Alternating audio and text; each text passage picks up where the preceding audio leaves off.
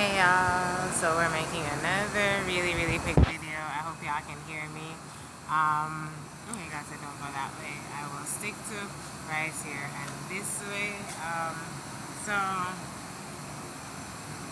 just really quickly because I thought that has popped into my mind, right? And I'm like, okay, um, Lord, what do you want to have me talk about in this season? I give you my yes.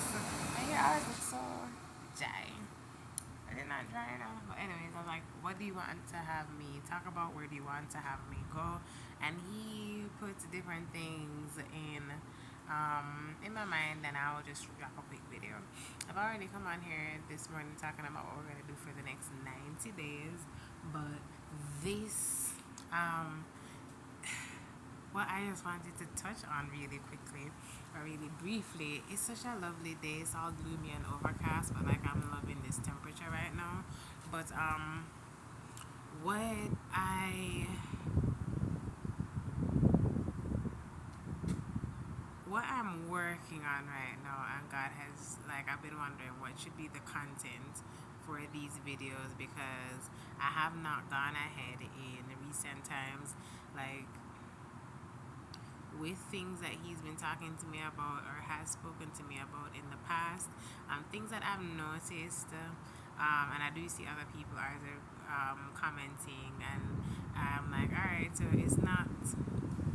I'm being sense confirmation as to when it is that Holy Spirit gives me the inkling to know that yes, it is God leading me, and it's not just my flesh or anything carnal, like it's actually divine guidance and instructions, right? So in this season, it's about getting back to myself.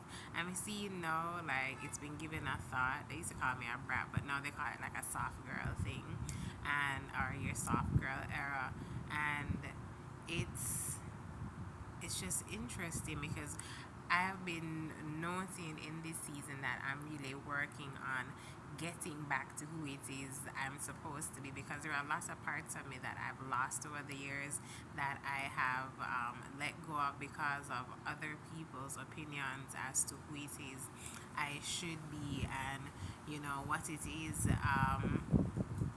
a good person looks like, and what it is that type of behavior is versus entitlement and arrogance. And what I will say is that yes, there needed to be some refining. I will not even try to pretend like that was not a very necessary part of this entire process, because I was slightly obnoxious. I will fully acknowledge that and own it. I was slightly obnoxious, so I don't think that version of me would have done well in the environment that God is calling me to.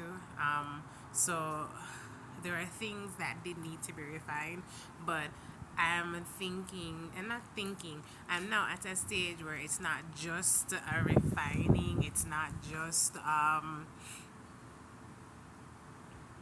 it's pieces that were lost. There are parts that got lost, things, there were things that were necessary, that were good, that I did not have enough discernment or understanding about at the time to be able to make wise choices. There were people who I was not necessarily following, but making or having assist me with make decisions, but making decisions based on their perception and their opinions versus what was actual fact and what was real in my life at the time, right?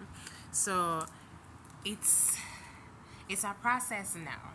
It's a process now, because that whole questioning self, and I am realizing it's that self doubt that leads to that whole imposter syndrome, that fear of not only fear of missing out, fear of being able to perform, fear of being worthy enough, just that whole spirit of fear comes from just not being true to yourself, because the lack of authenticity makes it impossible to stand on like a firm foundation. You cannot stand confidently because you don't know.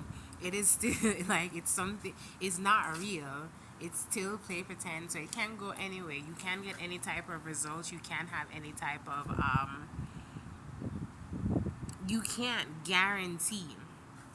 There's a lack of guarantee and certainty once you start questioning your authenticity, or once you start playing with, tampering with your authenticity to make yourself acceptable. Once you start tampering with your authenticity to confirm, to conform, not confirm, to conform to others' perceptions, this societal perception of what it is you're supposed to be, how it is your walk through this earth, this earth plane, this life journey should look like. That's when you start getting into doubt, and that's when you start having things not be genuine, right? Because you are questioning. If you are not authentic in yourself, there's nothing that you can't produce authenticity. So your life is not going to fit. It's not going to seem real because it's not your life.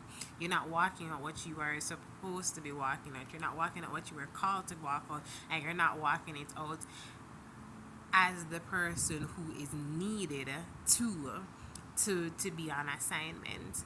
So it's like I am living that.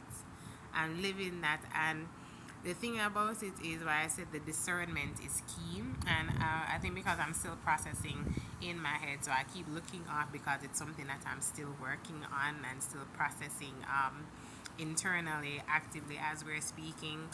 But you will lose time, right? This doubt, this self doubt, this questioning. Ooh, you're a big old boy.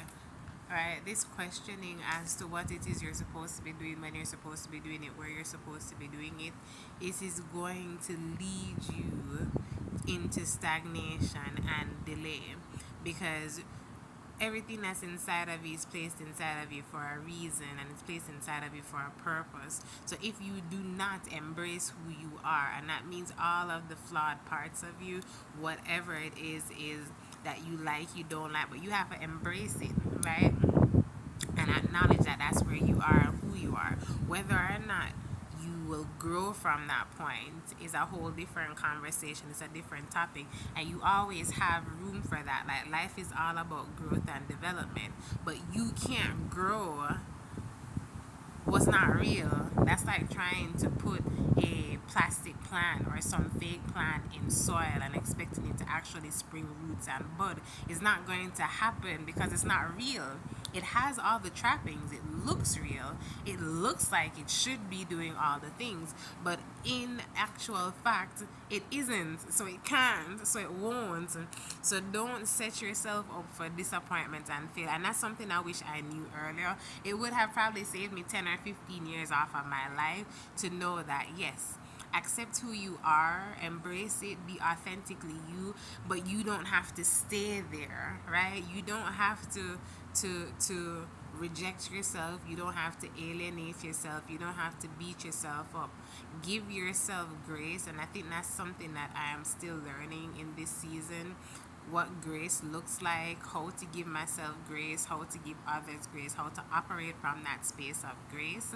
But give yourself the grace to be who you are. Give yourself the grace to exist, and also the freedom of knowing that you don't have to be that person tomorrow. Like, you can grow. You don't have to throw out everything. You don't have to give away all the parts of yourself just because there are a few areas that need tweaking. You can grow, you can adjust, you can refine. There's absolutely nothing wrong with that. That's in fact exactly what you're supposed to be doing in life. So that is where currently I am at, like, and it's just wow. Like, I've been getting that revelation.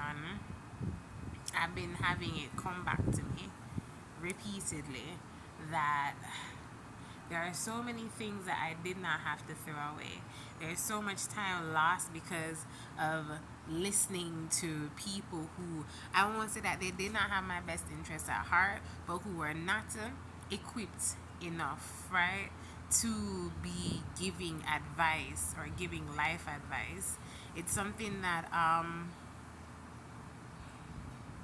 it's something that I've encountered with. Like, God, for whatever reason, tends to give me at least a heads up, an early heads up. I won't tell you that I know the future, but He tends to give me a little desire for things that